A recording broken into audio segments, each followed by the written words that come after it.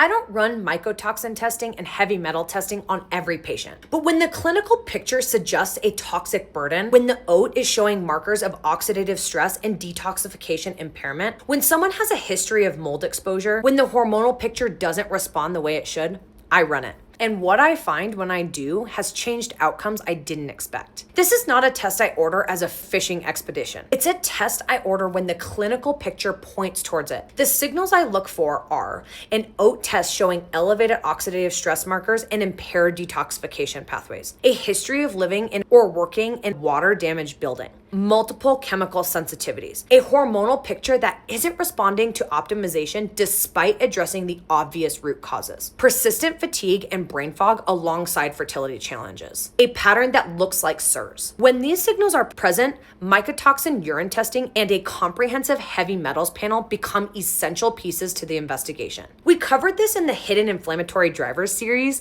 but I want to connect it to the testing picture specifically. A 2024 study found mycotoxins in the follicular fluid of every single IVF patient tested. The toxins are reaching the egg's immediate environment, and specific mycotoxins do specific things. Zearalenone is found in contaminated grains and corn. It's a xenoestrogen that drives estrogen dominance at the cellular level, regardless of what blood estrogen test shows. Aflatoxins disrupt the HPA axis, the master control system for reproductive hormones. Ochratoxin A impairs mitochondrial function directly, contributing to the same mitochondrial dysfunction picture the oat test revealed. When I see these on a mycotoxin panel and address the body's burden through targeted binder therapy and detoxification support, the downstream hormonal and cellular picture responds in ways that targeted supplementation cannot achieve alone. Heavy metals like lead, mercury, cadmium, and arsenic are endocrine disruptors at the cellular level. They compete with essential minerals for receptor sites. Lead competes with calcium. Mercury impairs selenium-dependent enzymes, including the enzymes that convert thyroid hormone and protect sperm DNA from oxidative damage. Cadmium accumulates in ovarian tissues and have direct toxic effects on granulosa cells. I find elevated heavy metals most commonly in patients with a history of significant fish consumption, mercury dental amalgams,